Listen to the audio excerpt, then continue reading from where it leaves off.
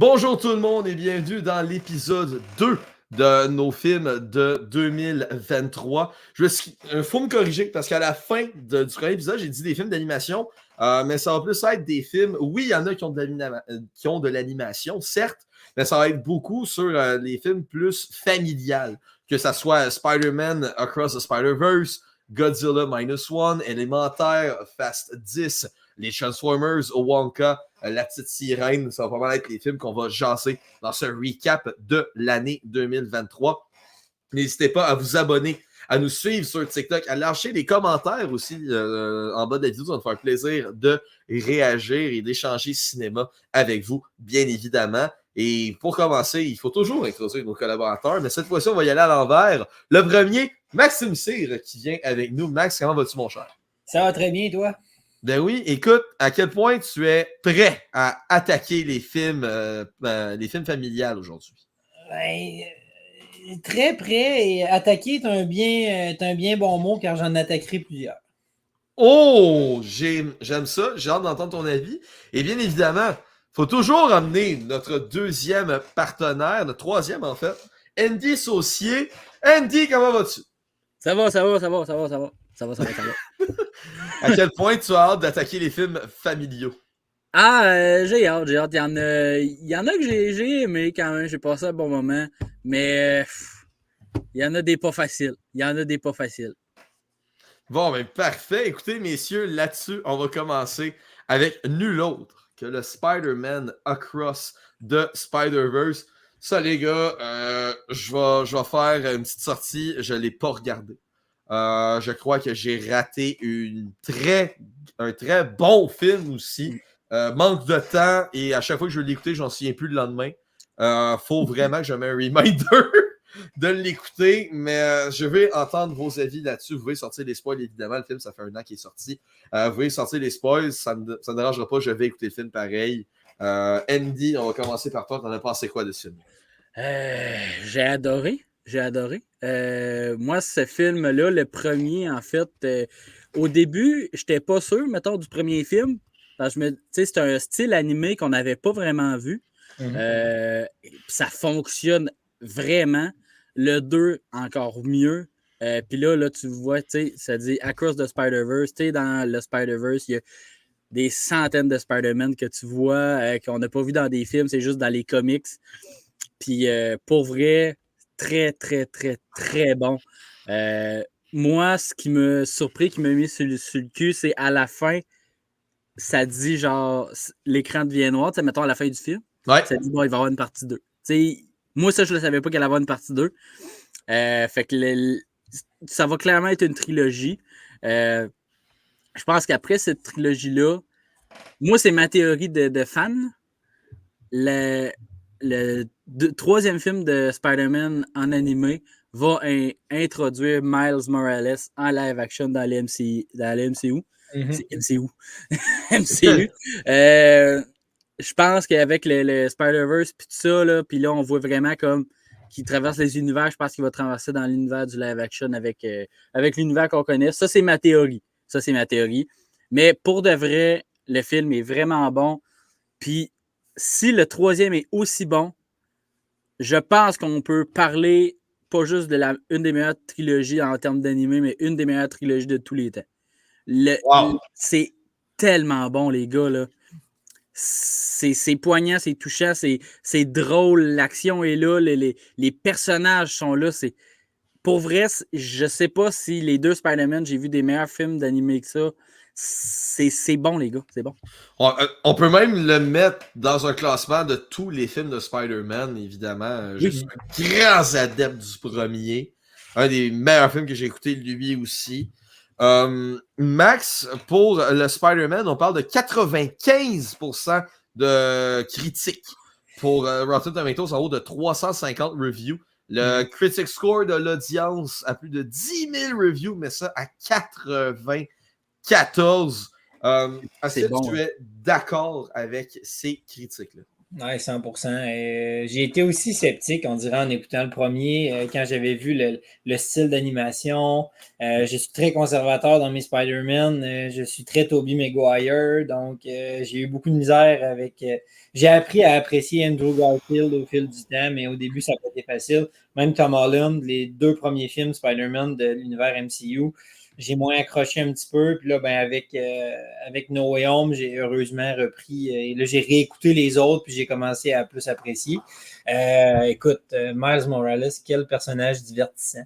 Les techniques d'animation utilisées sont fantastiques. La musique, on n'en parle pas assez. Dans le premier, la musique était incroyable. Dans le deuxième, elle l'est tout autant. Il n'y a rien qui accote, par contre, le thème du méchant du premier, qui est finalement son oncle. Là. Ça, là, c'est. Ouais, vraiment. Dans quelque chose d'animé, une toune aussi incroyable que ça, je pense pas avoir jamais vu ça, mais en tout cas. Non, pour vrai, on passe par toute la gamme des émotions. C'est un roller coaster. On rit, on est émotif, on vit vraiment de tout. Puis aussi, on n'en parle pas, mais le casting de voix de ce film-là est quand même assez incroyable. On parle quand même de Jake Johnson qui fait Nick dans New Girl, qui fait Peter B. Parker. On a Hailey Steinfeld qu'on connaît, entre autres maintenant pour Hawkeye, là, qui fait Kate Bishop, mais qui fait la voix de Gwen Stacy. On a Oscar Isaac, qu'on a connu comme Moon Knight aussi, qui fait Miguel O'Hara. Puis on a Karan Soni aussi, qui fait le chauffeur de taxi dans Deadpool. Qui joue un rôle là-dedans. On a aussi, on en a tellement. On en a tellement. On a une panoplie d'acteurs connus qui font un job exceptionnel là, dans le voice acting. Puis je continue à le dire, puis je vais toujours défendre ça, mais le voice acting, c'est un acting qui n'est pas assez respecté dans le monde du cinéma. No. C'est extrêmement difficile d'acter seulement avec la voix, des expressions qui ne sont pas faites par toi-même. Puis je pense que dans ce film-là, on est vraiment dans quelque chose je pense qui sera étudiable dans les années à venir dans les écoles de cinéma pour montrer ce qui est du vrai bon film d'animation, du vrai bon voice acting et tout le reste. C'est un chef-d'œuvre, mais j'ai plus aimé le premier. La soundtrack a été faite par Metro Boomin. Encore une fois, moi qui est un grand adepte de rap, vous avez pu l'apprendre dans le premier épisode de cette série de 2. On peut retrouver Lil Wayne, Offset, ma chanson préférée, Am I Dreaming, avec A$AP Rocky et Royzy. Lil Uzi Vert, J.I.D., James Blake et j'en passe. Très axé encore une fois sur le rap, mais qui fit tellement bien avec le film. Max a fini avec la prochaine question que j'avais pour vous. Est-ce que ça battait le premier? Andy, est-ce que ça battait le premier? J'ai pas envie de dire. Je le sais pas. J'ai envie de dire oui, juste à cause de l'aspect émotionnel. Je cote mes films beaucoup sur l'aspect émotionnel, souvent. L'émotion que ça m'a apporté. Là-dessus, là, les cliffhangers qu'il y a eu, là, ça a tout changé à la fin. Là. On dirait qu'à la fin, c'était des montagnes russes. Là. Il y avait de quoi qui arrivait. Après ça, il y avait une autre chose. Là. Il y a un autre impact. Finalement, il y a quelque chose qu'on pensait qui était là. Finalement, c'est pas le cas. Pour vrai, Laurie, tu dois sauter sur ce film-là. Oh oui. Puis aussi, le protagoniste, Miguel O'Hara, très bon. Personnage extrêmement intéressant. Pour vrai, je ne veux pas trop t'en dire parce que je veux vraiment que tu aies des surprises parce que ce film-là est une surprise, surtout à partir de la moitié du film. Tu t'attends pas que ça vire comme ça, puis ça vire comme ça. J'ai adoré. Ben écoute, je viens de prendre en note où est-ce que le film est disponible, donc sur Amazon Prime et Netflix. Je prends en note et je vais regarder probablement ce soir ou maximum demain soir ce film-là, puis je vous reviens là-dessus, messieurs. Et comme d'habitude, j'ai besoin de vos scores en pourcentage de ce film. Max, on va commencer par toi. L'audience est à 94, la critique 95. Quelle est ta note? Moi, personnellement, mettons, je vais me fier un peu à la note que je donnerais au premier parce que j'ai préféré le premier. Fait mettons, le premier, je donnerais un bon 95, fait qu'à celui-là, je donnerais 92. Dans ton cas, toi, Andy? Ah, je vais y aller avec un 95. Là. Hmm. Je pense que les deux, je les noterais 95 en fait, mais pour vrai, les gars. Je sais pas si c'est juste l'effet de me dire, bon, le premier m'a tellement surpris, on dirait que je m'attendais tellement pas à ça. Puis le deuxième, je m'y attendais plus. Comme, ouais. C'est peut-être ça aussi. Là. Mais pour vrai, si le troisième est aussi bon, on peut de toute façon, il va être clippé, là, cette vidéo-là. Mais ça va être débattable dans les meilleures trilogies de tous les temps. C'est excellent. J'embarque dans ce hot take. Maintenant, on y va dans Godzilla Minus One. Andy, un énième film concernant Godzilla, évidemment. Sorti récemment quand même, le 1er décembre. T'en penses quoi de ça? Correct, tu sais, je sais pas. Tu sais, on dirait que, genre, on a eu le film Kong. Oh boy, là. Okay. On a eu le film Kong. On a eu le film Godzilla. Après ça, on a eu comme Kong Godzilla. Tu sais. Ouais. Je pense que ça aurait dû arrêter là. Tu sais. Là, Godzilla Minus One, là, t'as des bagarres entre tout le monde. Après ça, là, Kong et Godzilla font équipe pour battre un autre Kong et Godzilla d'une autre couleur, là. Genre, hey, écoute bien, là. Je sais pas, je trouve ça peut-être un peu trop. Moi, je veux des films comme ça, des bêtes. Tu sais, c'est clairement des bêtes, c'est des animaux monstrueux. Ils sont immenses. Je veux des méchants. Je veux qu'ils se battent. Je veux qu'il y ait. Je veux pas des bêtes qui font équipe contre d'autres bêtes. Là. Pour moi, c'est. Je sais pas. Là, c'est comme leur donner une conscience qu'on n'avait pas nécessairement dans les premiers films. Trop exact. Tôt, ouais, c'est exactement ça. Tu sais, moi là, mettons King Kong, le premier, là, le premier, là, je pense en 2006. 2004, dans ces en tout cas, dans ces eaux-là. Avec Jack Black, là. Ouais, c'est ça, avec Jack Black. Ce film-là, c'est insane. Là. Je sais pas si vous l'avez vu récemment, mais ce film-là, je l'adore. Là. Tu sais, il y a du suspense, tu vois la bête, tu sais, là, il y a comme une mini-conscience avec la fille qui veut protéger et tout, mais ça reste. Le film est poignant. Tu veux pas.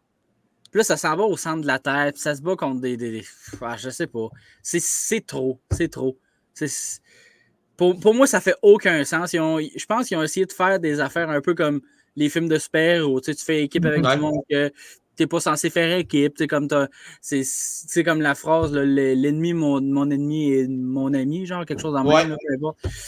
Je le vois comme ça, mais écoute, ce film-là t'es pas nécessaire. Je pense que t'aurais eu Kong, t'aurais eu Godzilla, puis t'as eu Kong contre Godzilla, ça aurait dû finir de même. Pour les scores, étonnamment, Andy, avec tout ce que tu dis, 98% par la critique, en haut de 150 reviews. L'audience donne 98%, en haut de 2500 reviews. Max, t'en as pensé quoi de ce film-là? On est dans l'apogée de l'effet visuel. Il faut faire attention. Je pense que ce film-là, il a été jugé beaucoup sur la qualité des effets visuels, puis la qualité du montage, la qualité de tout ça. Parce que si je me souviens bien, il a été récompensé aux Oscars pour ça, ce film-là. Oui, effet visuel. C'est vraiment rare qu'un film adjacent à l'horreur, disons-le, mettons, vu que c'est une créature, gagne quelque chose aux Oscars. Ça a été très médiatisé dans le monde de l'horreur, comme quoi c'est un des premiers, puis c'est bien pour le monde. T'sais, Godzilla, ça rentre un petit peu dans ce qu'ils appellent dans le monde de l'horreur des creature features, fait que des films de créatures. C'est qu'en fait, j'ai l'impression qu'on a transformé une icône de l'horreur qui était Godzilla à l'époque, qui était les films tournés avec des mini-immeubles qu'un gars était déguisé en bébite puis il marchait sur les faux immeubles. Qui était vraiment comme cette icône-là. King Kong, à la base aussi, le premier film de King Kong en noir et blanc, c'était des films d'horreur. C'était pour faire peur aux gens. Puis, on est en train de transformer ça plus dans un type de Transformers, de quelque chose de plus genre, finalement, Godzilla, il est pas si méchant que ça, mais dans le film d'avant, il a mangé 97 personnes innocentes. Fait que, tu sais, c'est comme Moi, j'ai un peu plus de misère avec ça. Personnel à moi, c'est plus que j'embarque pas, on dirait, dans le hype Godzilla, dans le hype King Kong, dans le hype de ces choses-là. Par contre, je comprends la qualité des critiques pour les effets visuels et je pense, comme je disais tantôt, c'est pour ça que ce film-là il a été aussi bien coté. C'est vraiment un film qui est beau. Genre, c'est vraiment un film dont les effets sont exceptionnels. Mais j'embarque pas dans le train Godzilla qui fait équipe avec une autre bébite, puis qui a une conscience, puis qui protège des humains tout d'un coup. Godzilla, c'est juste une créature qui a foiré tout ce qu'il voit à base. Ça n'a pas une conscience de genre, oh, cette petite fille-là était gentille avec moi, je vais la protéger d'une autre menace. Genre, fait que ça, j'ai moins de facilité avec ça. Puis, messieurs, je voulais deux critiques que je trouve assez intéressantes. La première, le consensus de l'audience, qui dit c'est un classique instantané pour la franchise Godzilla, avec de très, très beaux effets spéciaux et une histoire très, très entertaining, très intéressante à suivre. Mais surtout la critique review de David Sims de The Atlantic, pas le même journal, il a écrit le 6 février 2024, Godzilla himself takes up only a slim chunk of a runtime largely devoted to people running around in awe and horror. That is why Godzilla Minus One is a great film rather than merely an impressive feat of monstrous visual effects.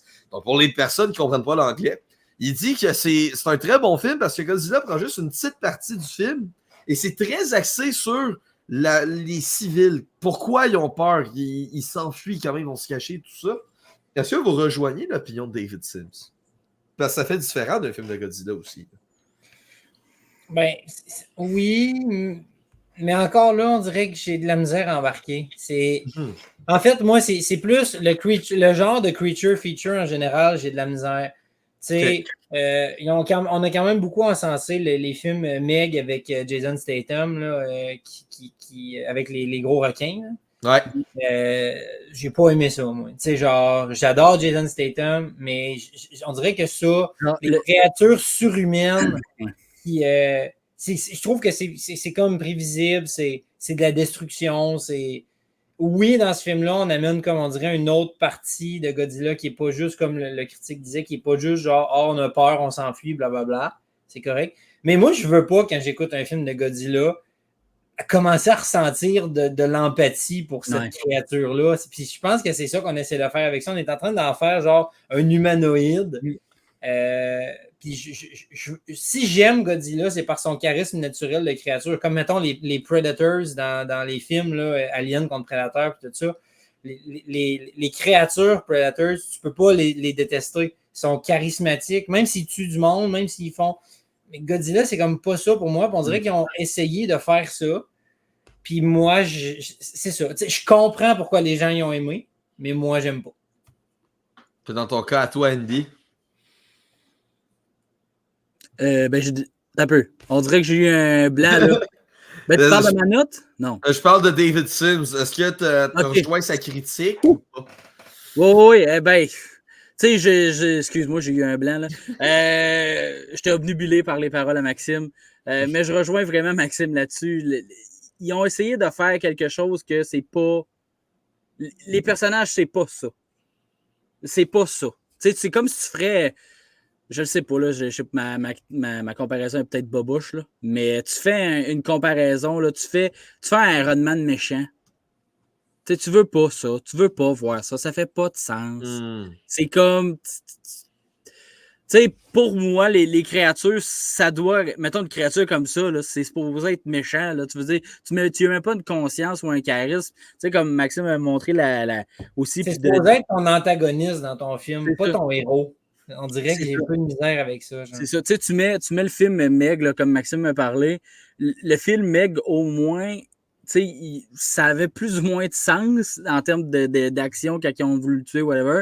Mais il y a des théories vraiment sur l'océan avec la couche. On ne peut pas aller là, fait que ça peut arriver. Le 2 complètement, le Meg 2, là, complètement défoncé. Là. Défoncé de chez défoncé. Là. Il y a les requins en vol, là, puis ça n'a aucun sens. Ça n'a aucun sens. Pour moi, c'est ça aussi, Godzilla Minus One. une base que tu devrais garder. Si tu en fais d'autres, OK, là, mais garde ton format. Ils ont voulu sortir de la boîte, puis pour moi, ça ne marche pas. Même s'il est beau, là. Mais tu sais, 98% là, d'appréciation, ça n'a aucun sens pour moi. Donc, c'est sûr, cette fin de Andy qu'on va donner vos notes, bien évidemment. Max, ta note pour Godzilla. Ben, tu sais, c'est ça. Ça reste pas désastreux dans le sens. C'est plus, moi, mon opinion du personnage qui est peut-être, bon, dépassé ou je sais pas, là. Mais, tu sais, je vais quand même faire passer le film parce qu'il est magnifique, là. Je vais donner, maintenant 70. 70 dans ton cas, toi, Andy? Ben, je vais donner 60. Il va le faire passer son examen, là. Vu qu'il est beau. Mais pour vrai, j'aime juste pas. Je veux qu'ils se battent. C'est pas censé être des amis. C'est juste ça. J'accroche trop là-dessus. C'est peut-être moi le problème aussi. Là. D'ailleurs, juste dire, faire passer un examen parce qu'il est beau, c'est la raison pour laquelle j'ai passé le secondaire. C'est parfait. C'est vraiment parfait. C'était bien lancé, ça. Ouais. Messieurs, maintenant, reprenons-nous et lançons-nous dans Élémentaire, l'autre film de Walt Disney qui porte sur les émotions. Je me demande... non, ça, c'est les émotions. Non. Je me trompe complètement. C'est un film sur les éléments de la nature. Oui, exact. Vous avez pensé quoi de ce film-là, qui était un nouveau genre pour Walt Disney de se lancer dans tout ce qui est éléments de la nature, le feu, l'eau, la terre, le vent. Dans ton cas, à toi, Andy, t'en as pensé quoi? Adoré. J'ai aimé ce film-là. Je l'ai écouté avec ma fille, je l'ai écouté avec ma copine. On a été au cinéma. Adoré ce film-là. Tu sais, je pense que Disney, dans certains films, se sont un petit peu perdus dans leur style. Côté animation, côté histoire, essayer de peut-être en faire un peu plus. Là, c'est dans la simplicité d'histoire, mais l'histoire est belle, est bonne. Ça nous apporte de l'émotion. Tu sais, je sais pas si vous l'avez vu. Là, je pense que tu l'as vu, Max. Toi, je pense que je le sais que Non, tu l'as pas vu? OK. En tout cas, il y a 2 scènes en particulier, moi, puis ça a rapport aussi avec, mettons, en couple, j'ai eu l'émotion là-dessus. Sinon, tu sais, il y a eu un bout avec la relation père et enfant. Ça, quand ça arrivé à la fin, j'ai éclaté en sanglots. Puis, tu sais, on était au cinéma, puis ma blonde est quand même très émotive. Au cinéma, genre, il y a eu la scène, il n'y a pas eu de son après, juste pour qu'on apprécie le moment. Il y avait juste ma blonde dans le cinéma qui... C'était drôle, là, mais vraiment un bon film émotif, du bon vieux Disney. J'étais vraiment content de voir ça. Fait que ouais, j'ai aimé le film. J'ai vraiment aimé le film. Puis dans ton cas, toi, Max, comme tu as dit, tu n'as pas écouté Élémentaire, ça se peut? Non, j'ai pas écouté, mais j'ai eu droit à un résumé bien détaillé de ma copine qui est une grande fan de ce genre de film d'animation. Écoute, c'est dans ma to-do à écouter. C'est vraiment... je suis extrêmement intéressé par ce genre de film-là. J'adore les films d'animation qui jouent un peu là-dessus sur les contrastes. Si on pense à Inside Out, là, qui est tout un film sur les émotions puis tout ça. Là, j'ai adoré ce film-là. Puis Élémentaire, on va un petit peu dans cette idée-là. C'est vrai que tu parlais des émotions, mais il y a aussi, on s'entend que les personnages dans Élémentaire ont quand même des émotions associées à leur élément. Fait on va quand même un petit peu dans cette direction-là. Mais tout l'aspect relationnel derrière ce film-là, l'aspect attachement puis tout ça, l'aspect d'impossibilité, de compatibilité entre certaines choses aussi, je trouve que c'est vraiment cool puis que ça a été taclé d'une belle manière, en tout cas du moins de ce qu'on m'a raconté. Puis oui, c'est certain que je vais l'écouter. Apparemment, hyper touchant, comme Andy l'a dit aussi. La fin, là. Oh boy. Ouais, j'apporterai Kleenex et popcorn, mais non, c'est tu sais, on a quand même eu une grosse année de films d'animation en 2023. On a parlé de Spider-Man, Mario Bros aussi, qui fait partie des films qui sont sortis en 2023, qu'on a déjà parlé un petit peu auparavant. Puis on a, tu sais, Élémentaire aussi. On parle de quand même, tu sais, là, j'en passe, là, mais on parle de 3 grosses pointures là, qui vont probablement entrer dans dans l'imaginaire des gens comme d'excellents films d'animation au fil du temps. Puis non, pour vrai, très, très intéressé par le synopsis, puis vers où ça s'en va. Puis voilà. Puis tu sais, aussi, tu sais, comme ça, je ne l'ai pas mentionné, mais il y a aussi un côté humour vraiment présent dans le film, mais qui n'est pas forcé. Ouais, qui est pas c'est forcé, important. qui est juste vraiment le fun. Puis ça me fait penser à ça quand Max a dit les éléments ont l'émotion de l'élément un petit peu. Tu sais, ceux-là qui sont hauts pleurent tout le temps. Ouais. Puis moi, ça me fait tellement rire. Là. Il y a la mère avec son gars qui dit « Je me rappelais quand t'étais une petite gouttelette. » Puis là, les deux se mettent à brailler. Hey, c'est comme moi, là. C'est vraiment de l'humour absurde, facile, qui me fait rire. C'est parfait. C'est un bon Disney. Puis ça faisait longtemps qu'on n'avait pas eu ça. Puis Andy, si on regarde les critiques, Rotten Tomatoes, le côté critique, a donné 73%. Il y a eu plus de 250 reviews pour le film. Le score de l'audience, 93%. Plus de 2500 reviews. Je vais te donner les deux consensus aussi. Le consensus critique, il dit le film élémentaire n'est pas un des plus grands succès de Pixar, mais ça reste une histoire très solide avec de très beaux visuels. Puis le score de l'audience dit c'est vraiment un heartwarming message. C'est vraiment une histoire qui réchauffe le cœur. Puis il dit ça démontre, puis élémentaire démontre que Pixar n'a pas perdu sa touche en termes de qualité de film. Est-ce que tu es d'accord avec ça? Ah oui, totalement. Puis tu sais, Pixar nous a sorti beaucoup de bons films, là, vraiment. Mais tu sais, aussi ce que j'ai aimé, puis là, parce que je l'ai vraiment aimé ce film-là, fait que je vais essayer de faire ça court, là, mais c'est que souvent dans les films Disney, Pixar, t'as comme un personnage, puis tu le suis, puis les émotions, puis tout se mettent vraiment sur ce personnage-là. Mais dans ce film-là, il y en a beaucoup. Il y a les parents de la fille qui s'appelle Flamme. On voit leur histoire au début. Il y a de l'émotion avec ce personnage-là, avec l'autre personnage. Il y a beaucoup de monde impliqué. Ouais. Puis ça, je trouve ça le fun. Fait que je pense aussi que c'est un autre élément qui est très positif dans ce film-là. Et sur ça, Andy, quelle est ta note pour élémentaire? Un bon 92. Wow! Bon score pour les gens qui l'ont pas regardé comme moi et Max. Ouais. On va en prendre note, évidemment. Maintenant, messieurs, là, je sais que Max, il veut vraiment parler de ce film-là. Fast 10. Le 10e Fast and Furious, rapide et dangereux en français, de la série. Max, je te laisse y aller. Vas-y, mon cher. Bon, lors du dernier épisode qu'on a enregistré, on a parlé des films qui devenaient des mimes. Oui. Je pense que la série Rapide et dangereux, Fast and Furious pour les amateurs de langue anglaise, sont depuis beaucoup trop longtemps un mime qui ne veut pas finir. On s'en va. C'est drôle parce qu'on est parti d'un contenu hyper intéressant. Pour eux, les premiers films étaient vraiment bons. C'était vraiment divertissant. C'était bien, c'était différent. C'est des choses qu'on n'avait pas vues. On s'en allait vers les jeux Need for Speed un peu, puis il y avait comme un parallèle avec des jeux vidéo, puis c'était super intéressant. Puis là, on est en train de devenir un genre de Sharknado 2.0 qui se prend plus du tout au sérieux, qu'on conduit des chars sous des chars qui sont sous des chars sous des chars, qu'on est rendu dans l'espace, que un personnage d'un autre film avant qui avait tombé dans l'eau, qui est le méchant dans ce film-là. Là, à un moment donné, il y a comme... est où la limite? Moi, c'est ça ma question. Puis je pense pas qu'il n'y a pas de bonne réponse à cette question-là. Parce que les fans de ces films-là s'adaptent à ces films-là puis aiment ça. Je parle à des gens qui écoutent ces films-là pour le côté genre un peu sur Rotten Tomatoes, on le dit comme silly, là, le mot anglophone qui dit comme niaiseux un peu. Là. C'est genre.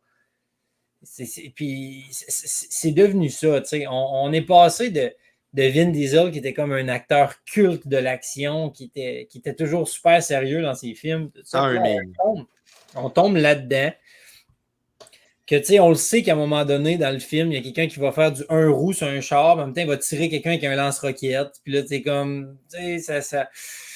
C'est pas John Wick, là. C'est comme... c'est vraiment, je pense que la meilleure expression à utiliser pour définir ce que c'est en ce moment, c'est que c'est too much. Too much, too much dans la durée de la série de films. Mhm. Puis je comprends que ça ramène de l'argent. Je comprends que les gens vont voir ça au cinéma. Je Mhm. comprends. Puis que les fans finis de la série aiment ça, c'est correct aussi. Mais pour quelqu'un qui est plus neutre comme moi, tu sais, qui s'en fout un peu, qui veut juste écouter des films pour écouter des films, c'est pas le fun. C'est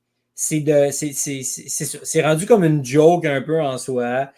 Puis on amène des acteurs un peu connus dans ces films-là aussi, j'ai l'impression, pour se donner de la notoriété. Là, on va chercher Jason Momoa qui était quand même genre à son prime acting avec Aquaman puis tout ça, qu'on commençait à le découvrir dans plein de choses. Puis là, on l'amène là-dedans comme un personnage qui était déjà là avant, mais qu'on n'a pas vu. Ou en tout cas, c'est fucké. Puis c'est comme... T'écoutes plus ces films-là pour... Ben, en fait, le décès de Paul Walker a rendu ces films-là pourris, à mon avis, à moi. Ouais. Puis, je pense pas que Paul Walker aurait accepté de jouer dans quelque chose comme ça. Genre, tu sais, je veux dire, je parle pas pour lui, là, mais je pense pas. Il y avait un aspect plus sérieux, plus familial, plus là, tu sais, les jokes de famille là-dedans, c'est rendu une joke, là. Ouais, aux 2 minutes, là, pour la famille! ouais. C'est ça, c'est tout le temps rendu ça. Puis je pense qu'ils ont essayé de faire un peu à la John Wick, de faire comme, OK, on est self-aware.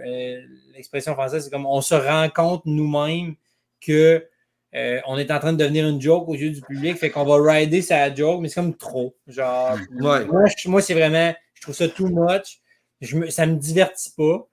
Puis, limite, ça me fâche. Genre, je vais le dire de même. Que des films comme ça se font, puis que ça pogne autant, puis que c'est rendu un ramassis de marde, là, excusez, là. Genre, je sais pas comment le dire autrement, là. Puis genre, je m'excuse. Si vous aimez ces films-là, c'est correct, Ouais. mais il n'y a personne sur la terre qui peut venir me voir puis me dire sérieusement, Max, j'aime Rapide et Dangereux, les plus récents, pour l'histoire, pour la beauté du film. Non, j'aime ça parce que c'est complètement failé, qu'il y a de l'action crissement absurde puis que c'est ridicule. Genre, ça, je peux comprendre. Puis, Andy, je vais te lancer sur les scores. On va commencer par le score de l'audience. Plus de 5000 ratings à 84% la moyenne. Plus de 300 reviews à 56% la moyenne. Je vais lire en anglais les deux consensus des critiques. Alors, la critique de l'audience dit « Si vous aimez l'action, rapide et dangereux, vous allez avoir du plaisir en regardant Fast 10 que Max n'a pas eu, évidemment, à regarder sa réaction. Mais la critique, je vais la lire en anglais parce que pour le jeu de mots que la critique fait, as irredeemably, et sac, je viens de me transformer en Renaud Lavoie, as irredeemably silly as it's satisfyingly self-aware, Fast 10 should rev the engines of longtime fans while leaving many newcomers on neutral. Donc, pour les gens en français, selon la critique, les dirigeants qui s'occupent de réaliser les films devraient revenir à la nostalgie en faisant un bon vieux rêve de moteur, à revenir aux sources des premiers films. Et pour les premiers fans, ben, de se mettre au nerd et de slacker un peu l'exagération partout. Mais tu sais, je pense qu'il y a deux grosses erreurs dans la franchise. C'est de continuer, la première, c'est de continuer à surfer sur le décès de Paul Walker. Puis pour moi, c'est complètement affreux, là. Mettons, tu as eu le film avec le frère de Paul, qui a eu, tu sais, avec la bonne chanson, le See You Again. Là, oui, qui a fini le rôle de Paul. Hey, ouais. tu finis ça là, tu considères peut-être que la franchise, c'est une bonne franchise de film, t'arrêtes. Oui, absolument, absolument. Tu sais, t'arrêtes là. Mais là, ça fait c'est 3 ou 4 films de plus que à chaque fois, ça parle de Paul Walker. Ça fait 4. À chaque fois, ça parle de Paul, puis il est avec Mia, puis son enfant, puis ils sont en vacances. Comme, au pire, fais mourir le personnage, puis on n'en parle plus. Ouais, ça donne des vibes, genre des jumelles McCormick dans une grenade avec ça, là, qui se pointent jamais là, à job. Là. Ouais, c'est comme genre, ils sont pas là, mais ils sont là, mais ils sont pas là. Genre. C'est ça. Tu sais, puis t'as ça. Puis, mettons, tu fais Fast and Furious 1, puis tu commences le film complètement disjoncté comme ça. Ça pogne pas. Ça pogne pas. Bon. Fait que là, ça gosse qui surfe là-dessus. Par contre, je leur donne deux choses. Jason Momoa en méchant, mais méchant. Tu sais, on l'avait vu dans Game of Thrones avec les Dothraki, complètement fabuleux. On l'a découvert là. Ouais. Mais là-dessus, méchant, vraiment charismatique, mais comme arrogant, fatigant, tannant. Il est comme, je l'ai aimé. Il est vraiment fatigant, là. Ouais. Mais en méchant, j'aime Jason Momoa, puis là, il est complètement hystérique. On dirait un Joker sans maquillage. Il est juste fou raide. C'est vrai, ouais. Je l'ai vraiment aimé là-dessus. Aussi, la fin, tu sais, c'est comme un film en deux parties. Là, à la fin, c'est vraiment un cliffhanger. Il nous laisse un peu sur notre appétit. Parce qu'il y a des personnages qui sont peut-être décédés, ils ne seront clairement pas. Mais, tu sais, ça. Par contre, ils ont dit, Fast X, c'est le dernier de la franchise, on fait ça là, t'arrives à la fin, bon, il va en avoir un 11e. Tu sais, comme.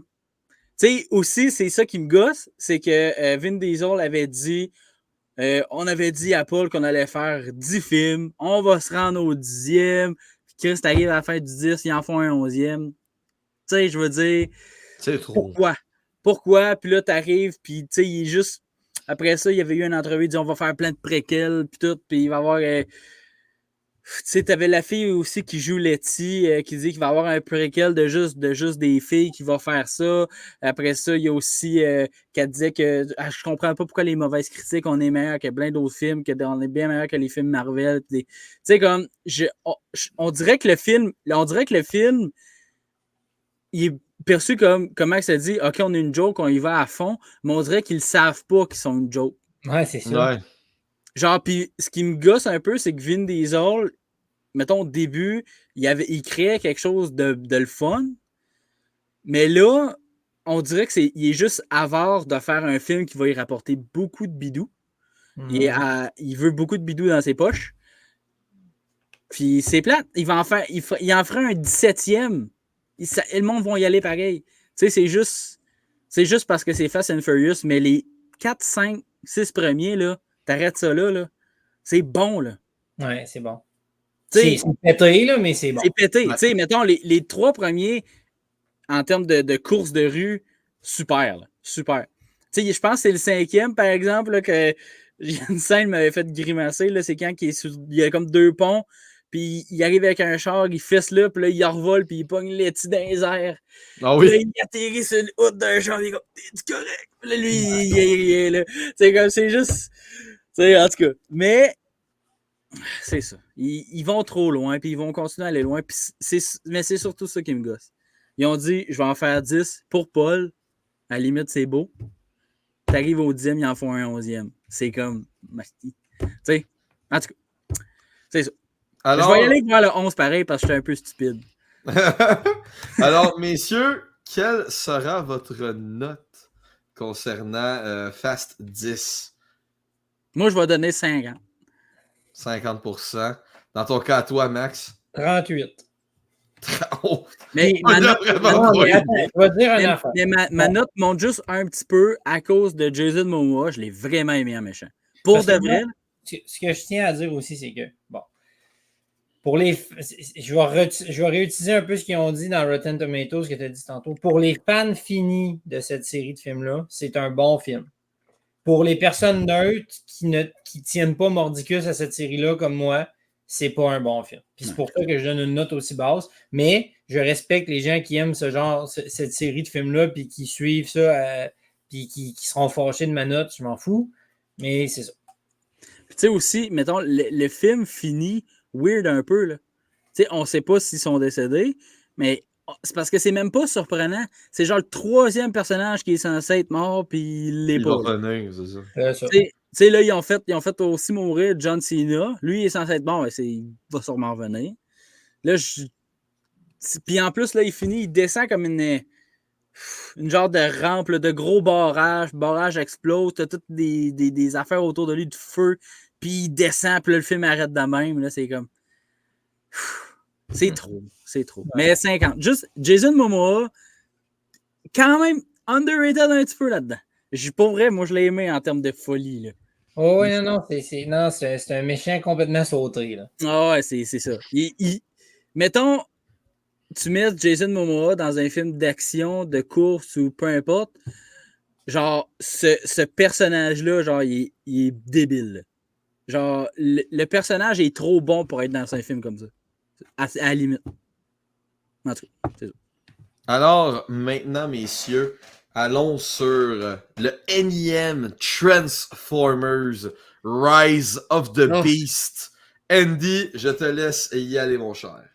Tu sais, là, moi, là, les films Transformers, là, m'ont bercé. Les premiers, là, pour moi, là, les films, c'est comme un bon pâté chinois. Tu sais, t'as Sam Witwicky, t'as Michael Bay, t'as Bumblebee. Les trois sont pas là. Moi, là, ça marche pas, t'as rien, t'as ton Pyrex, t'as mis au four pis t'as rien dedans. T'as Optimus Prime, puis là, après ça, t'as Optimus Primal. Tu sais, comme, ça n'a pas rapport. Je sais que le film est tiré d'une BD. Le film est bon, par contre. Mettons qu'on parle de juste le film Transformers. En termes de film, j'ai aimé mon expérience, j'ai eu du fun. Les genres à la place d'être des autos, ils se transforment en animal. Ça fait différent, c'est spécial, il y a de l'action. C'est pas si pire. Mais t'as pas Michael Bay, t'as pas Sam Witwicky, t'as pas Bumblebee. Moi, là, ça marche pas. T'aurais fait la trilogie Transformers, là, c'est complètement pété. Puis, genre, tu te laves les mains, hey, c'est fini. Regarde, j'ai fait la job, puis genre, c'est parfait. Puis là, les deux derniers films, là, tu fais Rise of the Beast, puis le film Bumblebee, correct, là. Ça va, là. Pas besoin. Pas besoin. T'en as pas besoin de ces films-là. Dans ton cas à toi, Max. Mais encore, c'est ça. J'adhère un peu avec le point de vue à Andy. Là. J'ai adoré les premiers films Transformers. J'étais allé les voir au cinéma. J'étais super hype. Bon, Michael Bay il est bien critiqué, puis on fait bien des jokes sur le fait que c'est un directeur qui veut juste des explosions et tout ça, mais ça fit avec l'univers Transformers. C'est ça. Transformers, c'est des chars qui deviennent des robots géants qui pètent des affaires, qui ont des roquettes. Puis Optimus Prime, tout le monde le connaît, même si tu n'as pas écouté les films de Transformers, c'est iconique. Puis je parlais avant d'enregistrer la fameuse scène de fin quand Optimus Prime fait son speech sur What I've Done de Linkin Park. C'est genre, je te dis, j'écouterais ça avant d'aller à la guerre. Là. C'est genre une des affaires les plus motivantes ever. Puis je retrouve pas ce genre d'excitation, de wow-là qu'il y a dans ces nouveaux films de la série Transformers-là. Puis comme tu dis, Michael Bay, il n'est pas dedans, puis ça paraît quand même. C'est pas le même. L'action est là, mais elle rentre moins dedans, elle est moins percutante. C'est ça, ça reste un bon divertissement, beaucoup mieux que Fast 10, mais oui. Je pense qu'on est encore un petit peu dans mousser une série jusqu'à temps qu'elle ne soit plus capable de nous donner un rond. Puis l'affaire, c'est que des séries de films comme homologuées comme ça, avec des gros noms comme Transformers, comme Avengers, comme Fast and Furious et bien d'autres, ben, tu es certain que les gens vont aller les voir. Même si, tu sais, comme tu disais, bon, OK, Fast 10 finit sur un cliffhanger, on le sait bien que Dom n'est pas mort, mais on va aller le voir pour être sûr qu'il l'est. Ben, c'est ça. C'est ça. Fait que Transformers, c'est ça qu'on fait. On va toujours les voir en se demandant, bon, tu sais, qu'est-ce qui va arriver? Va-tu avoir un nouveau? Va-tu avoir ci? Va-tu avoir ça? Optimus Prime, va-tu être là? Non. Mais moi, j'ai moins embarqué dans celle-là que dans la première grosse trilogie, je dirais. Hey. Puis la trilogie, t'es malade, juste pour... Tu sais, comme, je sais pas si vous vous rappelez, là, c'est dans le désert, il y a une scène avec l'armée et tout. Ouais. Tu sais, il y a des explosions, mais c'est bien réalisé, là, puis t'as Sam Witwicky qui arrive, il court, puis là, les explosions autour, puis t'as la bébite qui sort du sort, puis au ralenti. Non, c'est cool. T'en retrouves pas ça. T'en retrouves pas cette énergie-là dans le dernier film. Pis, selon moi, si t'as pas Michael Bay, c'est pas Transformers. C'est pas Transformers. Ouais. Puis, je vais vous donner les critiques, messieurs. Le score de la critique, après plus de 200 reviews, est à 52%. Ouais. Le score de l'audience, plus de 5000 ratings, il est à 91%. Oh boy. Hey. Du côté du consensus de la critique, on dit thanks to some genuine human drama between the set piece and the palpable affection for the title characters, Transformers Rise of the Beast is one of the franchise's more enjoyable outings. Donc la critique a dit grâce au drama humain entre les pièces, évidemment, en parlant des Beasts et des Transformers, ça fait en sorte que le film est un petit peu meilleur. C'est un des films les plus enjoyable, plaisant de la franchise. Et pour l'audience, on dit The Transformers Rise of the Beast takes the series in a new direction without skimping on the action that fans will be looking for. Donc, que le film amène un nouveau côté de l'histoire sans tant manquer d'action que les fans aiment. Vous en pensez quoi de cette critique-là rapidement? Ben, je pense pas que la seule affaire, c'est que je sais que le film est tiré sur une BD ou peu importe sur quoi. Il est tiré de quelque chose qui est créé en termes de livres. Et il est vraiment apprécié. Fait que les fans hardcore de Transformers qui ont lu les bouquins et les BD, tout, ils ont trippé sur ça, ils ont trippé sur le film, puis ils ont été sur Rotten Tomatoes, puis c'est parfait. Mais c'est pas Transformers comme qu'on le connaît, un peu la même chose avec Godzilla Minus One. C'est un peu cuit dans l'œuf, tant qu'à moi, mais c'est ça. C'est un bon film d'action de bébite. C'est comme un peu comme voyons, là, il y avait eu il y a eu 2 films là, avec Pacific Rim. Là. Ouais. C'est des films d'action de grosses affaires de robots. Ça pogne. Les affaires gigantesques, là, ça pogne toujours puis ça pognera toujours. Mais je pense vraiment que ce film-là n'était pas nécessaire. Et quel est votre rating, messieurs? Ben moi, je vais donner, mettons, considérant que la trilogie de base, je donnerais au-dessus de 80. Je vais donner genre 68. 68, toi, Andy? J'y allais pour 65. Non. Parfait. Donc, 68 et 65 pour Transformers Rise of the Beast. Maintenant, messieurs, il ne reste pas beaucoup de temps, donc on va essayer de faire nos 2 films quand même rapidement. Wonka. Andy, t'en as pensé quoi de ce film-là qui est un énième rebirth, une énième renaissance de Willy Wonka au cinéma? Oui, c'est le 3e film dans le fond, puis le 3e film est inspiré du premier, là, pas celui avec Johnny Depp, mais l'autre, le plus vieux. C'est ça. Plus comédie musicale. Moi, j'apprécie quand même les comédies musicales en général. C'est un univers qui est le fun. Timothée Chalamet, comique, bon delivery. C'est un film très, très, très, très, très familial. Je pense pas que je l'aurais écouté tout seul. J'aurais sûrement écouté, mais j'aurais pas fait « Hey, à soir, j'écoute Wonka ». Mais le film est le fun. Le film, il est, comment on dit ça, là, heartwarming, là, je sais pas trop comment on dit ça. Ça réchauffe le petit cœur. C'est ça. Puis, je l'ai écouté avec ma fille, on a eu du plaisir. Mais le film, est-il nécessaire? Non. Surtout qu'on dirait que, vu que dans nos têtes, le film Willy Wonka, c'est Johnny Depp. Et l'histoire avant la chocolaterie, c'est pas ça qu'on voit dans Wonka. On dirait que ça fait un clash. Parce que le vieux Wonka puis Johnny Depp, c'était quand même pas mal plus long que Charlie la chocolaterie puis ça. Fait que le clash est moins gros.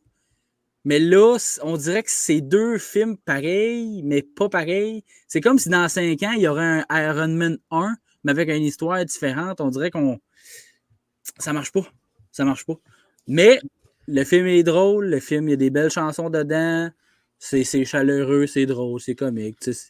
Mais t'écoutes ça en famille avec des enfants, puis t'as vraiment du fun, mais c'est ça. Puis Max, si je te lis les critiques, la critique à plus de 300 reviews donne 82% à Wonka. C'est plus de 5000 reviews du côté de l'audience, on donne 91%. Voir que l'audience aime beaucoup les films qu'on a parlé, je vous dirais, lors des 2 épisodes. T'en as pensé quoi, toi, Max? Moi, je ne l'ai pas vu encore. Il était aussi dans ma liste de choses à regarder bientôt parce que j'aime beaucoup Timothée Chalamet. Oui. Je trouve que c'est un bon acteur émergent qui devient, tu sais, il est dans Dune aussi, là, Ouais. il joue dans des bons films. Il est très, très, très praisé par la critique aussi. Les amateurs de cinéma l'apprécient vraiment beaucoup. Il a un charisme naturel vraiment comme acteur. On va le voir dans beaucoup de choses, je vous le garantis. Là. Il a vraiment fait son nom dans Dune, entre autres. Là. Mais, tu sais, comédie musicale, avant, j'étais un petit peu... Là, ben, j'ai écouté Greatest Showman récemment, que j'ai adoré de tout mon être, que j'ai écouté Tic Tic Boom, que j'ai adoré de tout mon être. Fait que c'est sûr que je vais lui donner une chance. Probablement un prochain film à écouter en soir de date. Parce que c'est ce qu'on fait, nous, on écoute des comédies musicales.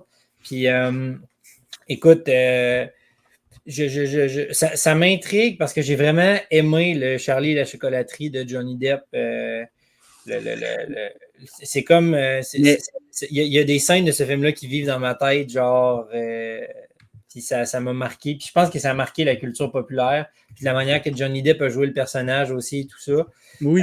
Je suis curieux de voir comment Timothée Chalamet le joue. Puis écoute, moi je suis down. Je suis pas nécessairement fan de tout ce qui est prequel ou films qui ont lieu avant un autre film. Je l'ai dit souvent, vous le savez. Mais je pense que je suis prêt à lui donner son essai. Il va peut-être faire partie de l'exception. Ouais. Puis tu sais aussi, pour les gens qui veulent l'écouter, faut pas s'attendre à un Charlie la chocolaterie. Le vibe est complètement différent. Okay. Tu sais, le Charlie la chocolaterie, des fois, c'est un peu plus sérieux, c'est un peu plus... Tu sais, c'est comme drôle, mais tu sais, t'es comme... C'est un peu bizarre, mais tu sais, c'est parfait, puis ça fit très bien.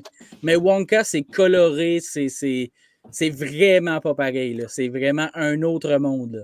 C'est ça. Ouais. Et quel est ton pourcentage, mon cher Andy? Moi, je donnerais un 78%. 78%? Ouais. Bon score. Et finalement, messieurs, on va faire rapidement parce que le temps roule. Mais La Petite Sirène, il y a eu un remake de La Petite Sirène qui est sorti l'année passée.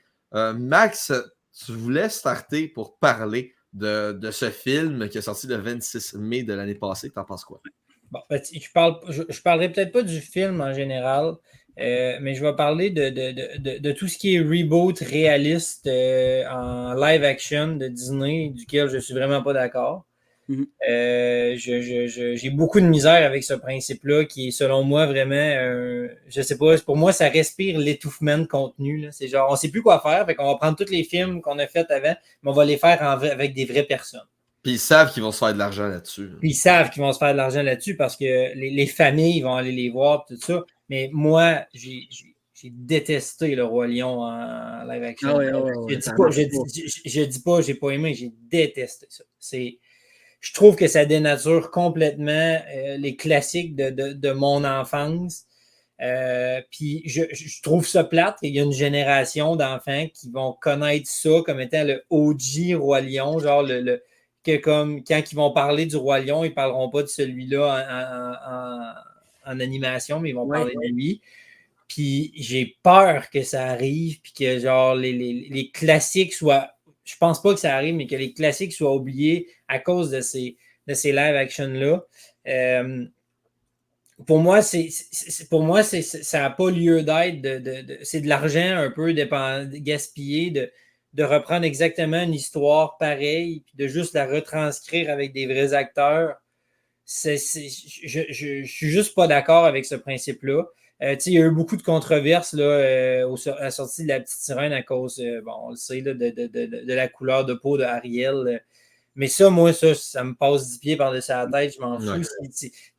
Que la personne soit capable d'acter, peu importe le rôle qu'elle a, moi, je suis d'accord avec ça. Puis, tu veux quelqu'un qui est capable de chanter, parce que c'est des films de Disney, ça chante bien, ça acte bien.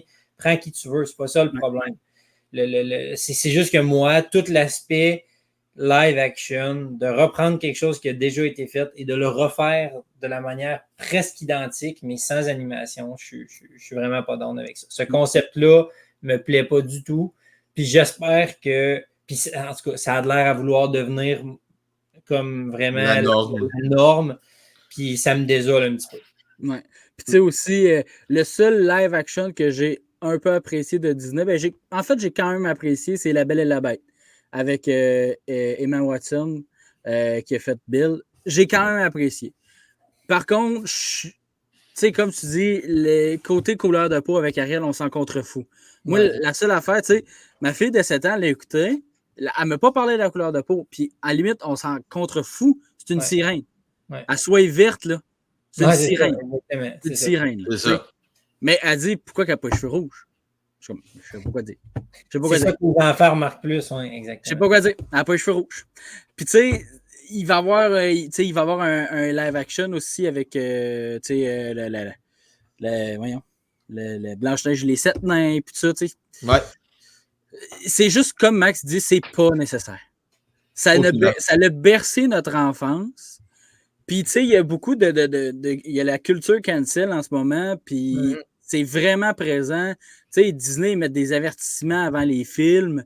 Tu sais, il y a peut-être certains films et certains moments qui sont comme plus acceptés maintenant, et c'est normal. Mais quand tu as 7 ans, puis tu écoutes Pocahontas, tu comprends pas. Attention à ça, c'est ça, exactement. Tu comprends pas la culture. Exact. C'est même pas une question d'éducation ou tu sais, même si tu t'assieds avec quelqu'un de 7 ans, de 8 ans, tu lui expliques pourquoi, mettons, c'est plus bon maintenant, elle comprend pas. Non, elle veut juste écouter son film puis les faire avec. Avoir du fun. Tu sais, c'est juste. Tu sais, ça change. C'est pas nécessaire de faire tous ces live action-là. S'ils font un live action, genre des bagnoles, imagine-tu? Tu sais, je veux dire, là, des vrais chars. Ouais, c'est ça. C'est juste des vrais chars. C'est la radio qui parle. Non, arrête là. Mais non, c'est ça. Je vais de même place que Max, puis c'est pas nécessaire. Donc, messieurs, on va finir sur vos scores. Le score de la critique est à 67%, avec plus de 320 reviews. Après plus de 10 000 reviews de l'audience, le score est à 94. Vous en pensez quoi de ça, messieurs? On fait ça rapidement. Ouais, ben, tu sais, moi, mettons, je pense qu'ils ont donné une bonne note par souci de genre, OK, les enfants, ils ont aimé ça, les enfants qui n'ont pas nécessairement vu le classique ou whatever. Tu sais, pour moi, c'est dans la moyenne. C'est un film comme un autre qui ramène exactement ce qu'un autre film a déjà fait. Ça fait que je vais donner genre 60, là, la note de passage. Pas à cause de l'acting ou pas à cause de n'importe quoi. Ça n'a vraiment rien à voir avec ça. L'actrice est super bonne. C'est juste que j'aime pas ce principe de film-là. C'est ça. Dans ton cas, toi, Andy? Même affaire. Je vais te donner 60. Tu sais, ma fille a passé un bon moment. Ouais. C'est ça. Donc, sur ce, merci, messieurs, d'avoir encore participé aux Boys du cinéma. Comme vous l'avez vu, on s'est relancé. La production recommence, évidemment, après une très grande saison estivale, je vous dirais. Donc, après une très bonne saison morte. Donc, c'est reparti. Le projet ressort des podcasts. C'est toujours un plaisir de faire ça pour vous. N'hésitez pas à vous abonner, à laisser un bouton j'aime si vous aimez le contenu, à aller visiter la chaîne aussi pour voir nos autres vidéos qu'on a fait au cours de la dernière année. N'hésitez pas à écrire en commentaire aussi vos opinions cinématographiques. Ça va nous faire un plaisir d'en discuter avec vous. N'hésitez pas à suivre aussi notre TikTok qu'on va relancer, bien évidemment. À mon nom personnel, celle-là de Loric Salvaille, en Andy Saucier et en celle de Maxime Cyr. C'était les Boys du cinéma et on se dit à la prochaine. Salut tout le monde.